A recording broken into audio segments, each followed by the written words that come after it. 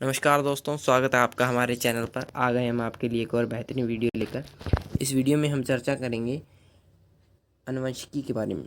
दोस्तों, आनुवंशिकी क्या है और इसके महत्वपूर्ण नियम और इसके महत्वपूर्ण सिद्धांत क्या हैं, इसके बारे में विस्तृत चर्चा करेंगे। दोस्तों, शुरू करते हैं बिना किसी देरी की। जीव विज्ञान की वह शाखा जिसमें सजीवों के लक्षणों की आनुवंशिकता एवं विभिन्नताओं का अध्ययन किया जाता है, उसे आनुवंशिकी कहते हैं। दोस्तों, जो विज्ञान है उसकी बहुत सारी शाखाएं हैं, आपको पता है। रसायन विज्ञान, भौतिक विज्ञान और जीव विज्ञान। तो जीव विज्ञान में एक शाखा है जिसमें क्या किया जाता है, जिसमें सजीवों में जो आनुवंशिक लक्षण हैं और जो विभिन्नताएं हैं सजीवों में, उनका अध्ययन किया जाता है। और उस शाखा का क्या नाम है? आनुवंशिकी नाम है। आनुवंशिकी को इंग्लिश में क्या कहते हैं दोस्तों? जेनेटिक्स कहते हैं। जेनेटिक्स जेनेटिक्स शब्द का सर्वप्रथम प्रयोग बैटसन द्वारा किया गया। इस शब्द की उत्पत्ति ग्रीक भाषा से हुई है। दोस्तों, जो जेनेटिक्स शब्द का सर्वप्रथम प्रयोग बैटसन ने किया। इसके बाद है सजीवों में लैंगिक जनन की प्रक्रिया के समय युग्म को विभिन्न लक्षणों का पीढ़ी दर पीढ़ी संचरण होता रहता है। इन लक्षणों को आनुवंशिक लक्षण कहते हैं। दोस्तों, अभी हमने पढ़ा कि आनुवंशिक लक्षण और भिन्नताओं का अध्ययन जिस शाखा में किया जाता है वह आनुवंशिकता है। लेकिन आनुवंशिक लक्षण क्या है दोस्तों? आनुवंशिक लक्षण क्या है कि आपने देखा होगा कि माता पिता लंबे हैं तो उनके बच्चे भी लंबे होते हैं, अक्सर देखने को मिल जाता है हमें। और माता पिता श्वेत रंग के हैं तो बच्चे भी श्वेत होते हैं, और अगर माता पिता श्याम वर्ण के हैं तो बच्चे भी श्याम वर्ण के होते हैं। तो जो वर्ण है वो एक आनुवंशिक लक्षण है और जो लंबाई है वो एक आनुवंशिक लक्षण है। तो ये है आनुवंशिक लक्षण। इन आनुवंशिकी लक्षणों का जनक पीढ़ी से संतति पीढ़ी में संचरण ही वंशागति या हेरिडिटी कहलाता है। दोस्तों, आनुवंशिक लक्षणों का जनक पीढ़ी से माता पिता से बच्चों में संचरण क्या कहलाता है? हेरिडिटी या वंशागति कहलाता है। हेरिडिटी शब्द का प्रतिपादन स्पेंसर ने किया। लैंगिक जनन के दौरान जीन विनिमय होने के कारण एक ही जाति के जीवों के मध्य परस्पर भिन्नता पाई जाती है। दोस्तों, जो जीव हैं उनके मध्य भिन्नता का कारण क्या है? जीन विनिमय है। इसके पश्चात हम आनुवंशिकता का जो सबसे महत्वपूर्ण और सबसे प्रथम नियम है मेंडलवाद, वो पढ़ने जा रहे हैं। तो ध्यान दीजिएगा दोस्तों। ग्रेगर जॉन मेंडल को आनुवंशिकी का जनक कहते हैं। दोस्तों, ग्रेगर जॉन मेंडल है उसे आनुवंशिकी का जनक कहते हैं। सबसे पहले विश्व में ग्रेगर जॉन मेंडल ने आनुवंशिकी पर अध्ययन किया था और जो वास्तविक सैद्धांतिक जो नियम थे वो दिए थे, क्योंकि मेंडल ने सर्वप्रथम पादपों में वंशागति के नियमों का प्रतिपादन किया। मेंडल के बारे में हम अब कुछ सामान्य जानकारी प्राप्त कर लेते हैं ताकि हमें इस टॉपिक को समझना और आसान हो जाए। मेंडल का जन्म 22 जुलाई 1822 को ऑस्ट्रिया के हैंजेनडॉर्फ प्रांत के सिलिसियन गांव में हुआ। 1842 में दर्शन शास्त्र में डिग्री प्राप्त करने के बाद सन 1843 में ऑस्ट्रिया के ब्रुन शहर के चर्च के पादरी बने। चर्च के उद्यान में मेंडल ने उद्यान मटर पर 7 वर्ष तक संकरण प्रयोग किया। इन प्रयोगों के निष्कर्षों को सन 1865 में ब्रून सोसाइटी ऑफ नेचुरल हिस्ट्री के समक्ष शोध पत्र के रूप में प्रस्तुत किया। 1866 में इन प्रयोगों को सोसाइटी की वार्षिकी में पादप संकरण का प्रयोग नामक शीर्षक से प्रकाशित किया गया। दोस्तों, जो मेंडल ने प्रयोग किया था उद्यान मटर पर किया था। अगर आपसे पूछ लिया जाए कि मेंडल ने प्रयोग किस पर किया, तो आप मटर नहीं बताएंगे, मटर नहीं बताएंगे। आपको क्या बताना है? आपको सदैव उद्यान मटर ही बताना है, क्योंकि उद्यान मटर की एक प्रजाति विशेष है। और जो मेंडल ने अपने प्रयोग किए वो 7 वर्षों तक चले और उन्होंने ब्रून सोसाइटी ऑफ नेचुरल हिस्ट्री के समक्ष शोध पत्र रखा और 1866 में ब्रून सोसाइटी ने उसका जो आगे प्रकाशन कर दिया। मेंडल द्वारा उद्यान मटर पर किए गए प्रयोगों के परिणाम के आधार पर आनुवंशिकता के नियम का प्रतिपादन किया गया। इन्हें मेंडलवाद कहते हैं। दोस्तों, जो मेंडल था उसने अपने प्रयोगों के आधार पर जो परिणाम निकाले और उनके बाद जो नियम बनाए उन्हें क्या कहते हैं? मेंडलवाद कहते हैं। 6 जनवरी 1884 को मेंडल की मृत्यु हो गई।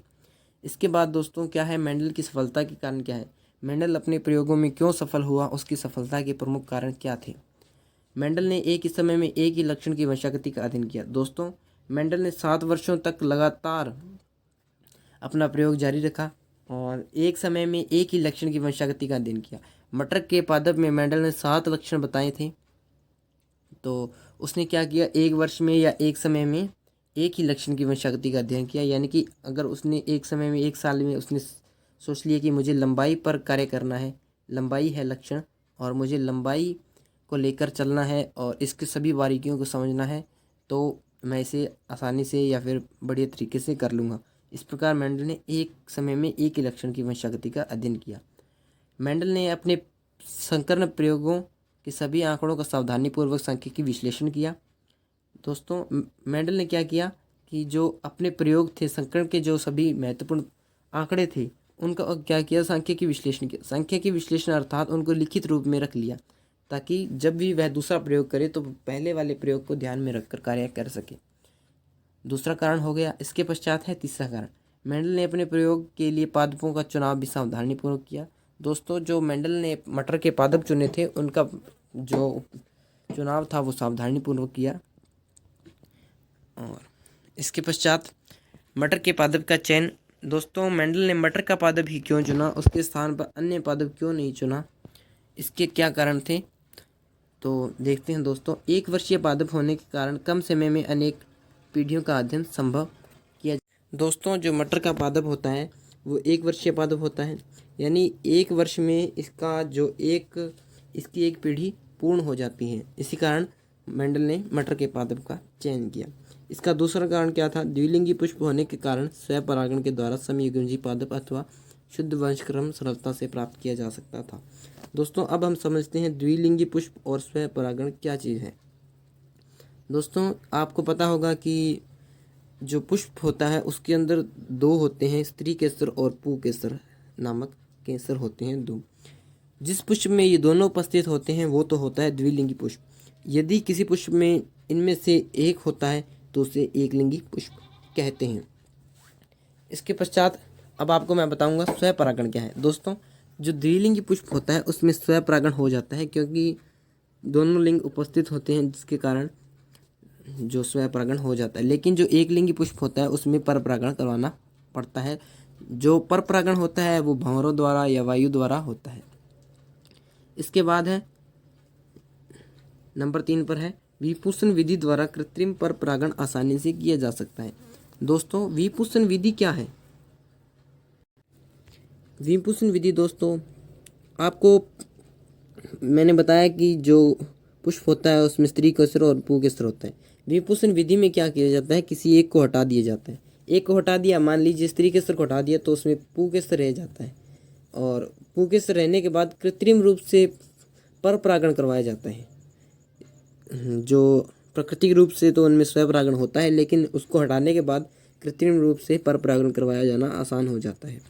इसके पश्चात क्या है दोस्तों, मटर के पौधे में विभिन्न विपर्यासी लक्षणों के जोड़े पाए जाते हैं। दोस्तों, जो मटर का पादप है उसमें विभिन्न विपर्यासी लक्षण होते हैं। विपर्यासी लक्षण यानी आनुवंशिक लक्षण, जैसे लंबापन है, बौनापन है, और ये आनुवंशिक लक्षण है। तो मटर के पादप में ये जोड़े बहुत सारे होते हैं, जिसके कारण मटर का पादप का चुनाव किया गया। इसके पश्चात है मेंडल ने अपने प्रयोग के लिए 7 जोड़ी विपर्यासी लक्षणों का चयन किया, जो इस प्रकार है। दोस्तों, ये 7 जोड़ी जो विपर्यासी लक्षण है ये मोस्ट इंपॉर्टेंट है, आप इन्हें इंपॉर्टेंट कर लीजिए। तो पहला लक्षण क्या है? पादप की ऊंचाई। इसमें प्रभावी लक्षण पहला है और जो बाद वाला है लिखा हुआ डैश करके वो अप्रभावी लक्षण है। तो प्रभावी लक्षण क्या है? पादप की ऊंचाई, लंबा और बौना। पुष्प की स्थिति कक्षीय या अग्रस्त। कक्षीय अर्थात ऐसे खड़ा हुआ पुष्प या फिर मुरझाया हुआ पुष्प। परिपक्व फली की आकृति फूली हुई या संकीर्ण, यानी जो परिपक्व पकी हुई फली है उसकी आकृति किस प्रकार है? जो मटर के पादप होता है उसकी आकृति, जो फली की आकृति फूली हुई है तो वो प्रभावी लक्षण है, और संकीर्ण है तो वो अप्रभावी लक्षण है। इसके पश्चात है अपरिपक्व फली का रंग हरा या फिर पीला, पुष्प का रंग बैंगनी या फिर सफ़ेद। यानी कि जो पुष्प में प्रभावी लक्षण होगा वो तो होगा, पुष्प का रंग होगा प्रभावी, वो होगा बैंगनी, और जो अप्रभावी रंग होगा वो होगा सफ़ेद। अर्थात यदि पुष्प खराब स्थिति का है तो वो सफ़ेद रंग का होगा मटर का पुष्प। बीज की आकृति कैसी होगी? गोलाकार, यानी कि बीज की आकृति, यदि बीज जो प्रभावी है, बीज अच्छा है, तो बीज की आकृति गोलादार होगी मटर के पादप की, और अगर प्रभावी नहीं है तो झुर्रीदार होगी। बीज का रंग पीला और हरा। इसके पश्चात है मेंडलवाद की पुनर्खोज। दोस्तों, जो मेंडल के नियम थे उनको दुनिया ने कई सालों तक एक्सेप्ट नहीं किया। उसके बाद जब इन नियमों की पुनर्खोज हुई, जब इनकी सत्यता की जांच की गई, तो जाकर इनको मान्यता मिली। मेंडल द्वारा प्रस्तुत किए गए वंशागति के नियम लगभग 35 वर्ष तक उपेक्षित रहे, यानी 35 वर्ष तक किसी ने नहीं माना। हॉलैंड के ह्यूगो डी व्रीज, जर्मनी के कॉर्ल कॉरेंस, ऑस्ट्रिया के एरिक वॉन शेरमक ने पृथक रूप से कार्य करते हुए 1900 ईस्वी में मेंडल के नियमों की पुनर्खोज की। तब जाकर दुनिया ने इन्हें एक्सेप्ट किया। इसके बाद है दोस्तों आनुवंशिक शब्दावली। दोस्तों, आनुवंशिक शब्दावली आनुवंशिकी में सबसे महत्वपूर्ण टॉपिक है, सबसे महत्वपूर्ण विषय है, तो इसे आपको ध्यान से समझना है। दोस्तों, जुड़े रहिए हमारे साथ। मेंडल द्वारा प्रस्तुत किए गए वंशागति के नियमों को समझने के लिए निम्न तकनीकी शब्दों को समझना अत्यंत आवश्यक है। दोस्तों, इन तकनीकी शब्दों को समझकर ही हम आनुवंशिकी के नियम को समझ सकते हैं। तो पहला जो है शब्द वो क्या है? जीन। वह कारक जो किसी एक लक्षण को नियंत्रित करता है उसे जीन कहते हैं। दोस्तों, एक कारक एक लक्षण को नियंत्रित करता है उसे क्या कहते हैं? जीन कहते हैं। एक लक्षण है दोस्तों लंबापन। मटर के पादप का एक लक्षण क्या है? लंबापन। उसको नियंत्रित करने वाला जो कारक है उसे क्या कहा जाता है? जीन कहा जाता है। मेंडल द्वारा उपयोग में लिए गए कारक शब्द को जॉनसन ने जीन नाम दिया। दोस्तों, मेंडल ने तो लक्षण को नियंत्रित करने वाले को कारक कहा और जॉनसन ने क्या नाम दिया? जीन नाम दिया। जो दूसरा शब्द है तकनीकी शब्द वो है युग्म विकल्पी। किसी एक लक्षण को नियंत्रित करने वाले जीन के दो विपर्यासी स्वरूपों को युग्म विकल्पी कहते हैं। जैसे पौधे की ऊंचाई को नियंत्रित करने वाले दो युग्म विकल्पी, टी बड़ा लंबापन और छोटा टी बौनापन। दोस्तों, युग्म विकल्पी क्या है कि एक ही लक्षण को नियंत्रित करने वाले जीन के दो विपर्यासी स्वरूप हो सकते हैं, कि एक तो लंबापन है और एक छोटापन है, बौनापन है। तो ये विपर्यासी स्वरूप है। तो ये दोनों क्या हैं? युग्म विकल्पी हैं, एक दूसरे के विकल्पी है। इसके बाद है समयुग्मजी।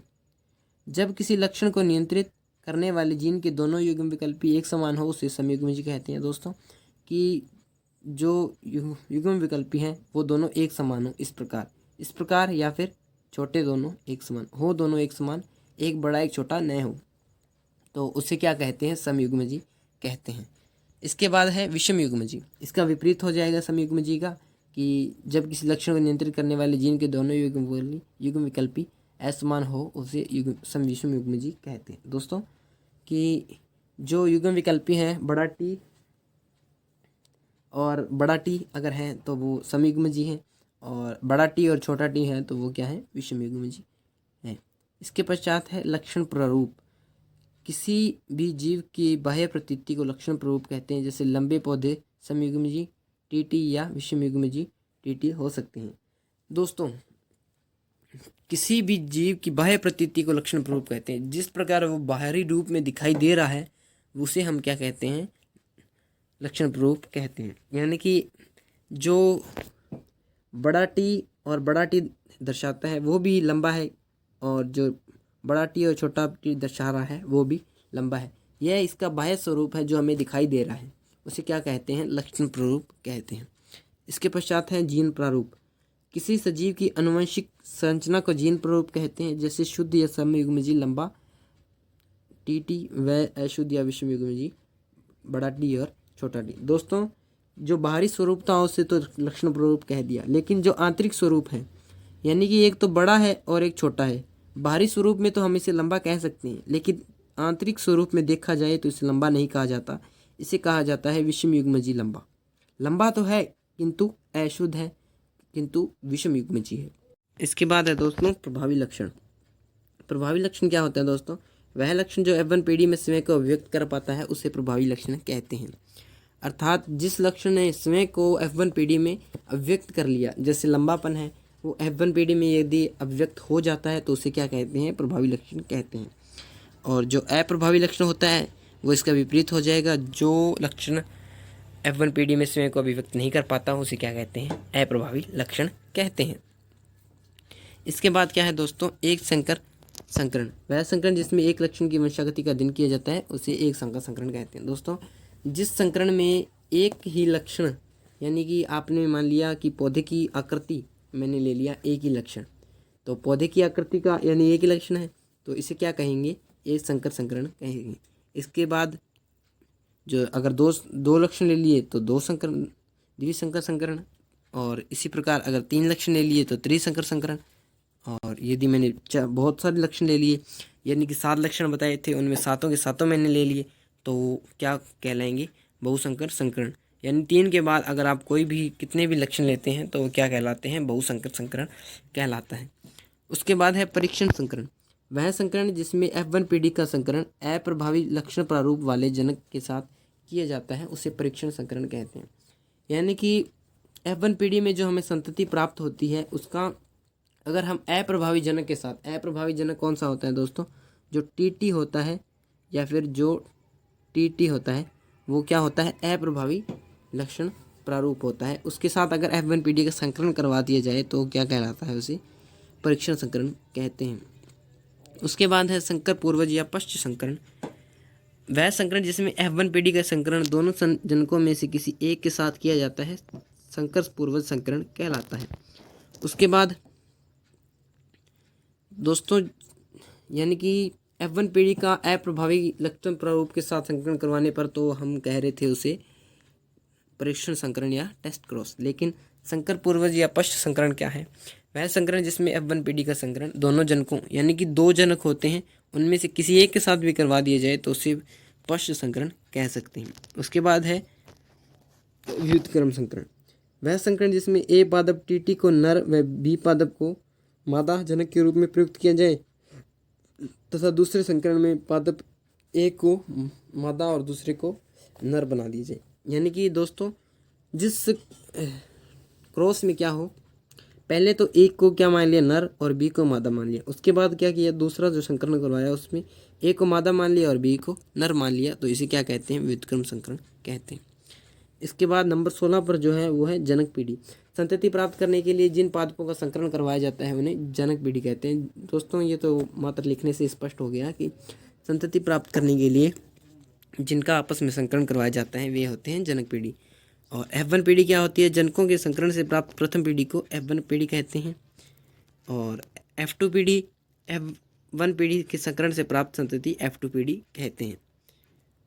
इसके बाद है एक संकर अनुपात। दोस्तों एक ही लक्षण का अध्ययन जिस संकरण में करवाया जाता है किया जाता है उसे क्या कहते हैं, एक संकर संकरण कहते हैं। और एक संकर संकरण में जिस अनुपात का अध्ययन किया जाता है उसे क्या कहते हैं, एक संकर अनुपात कहा जाता है। और द्विसंकर अनुपात द्विसंकर संकरण से प्राप्त अनुपात को द्विसंकर अनुपात कहते हैं। दोस्तों आपको कुछ इनमें आपको अच्छी तरह से समझ नहीं आ रहा होगा, क्यों नहीं आ रहा दोस्तों, इस वीडियो का दूसरा पार्ट आप देखेंगे तो उसमें आपको टॉपिक पूरा क्लियर हो जाएगा। वीडियो मैंने बड़ा नहीं बनाया, तो अगले वीडियो में आपको टॉपिक अच्छे से क्लियर हो जाएगा। बाकी आपको बड़ी बड़ी चीज़ें क्लियर हो चुकी होगी, शब्दावली आपको क्लियर हो चुकी होगी। इसके बाद दोस्तों मैं जल्दी ही जो सेकंड पार्ट है इसका वीडियो का अपलोड करूँगा। कैसा लगा वीडियो आपको कमेंट में ज़रूर बताएं। Thank you.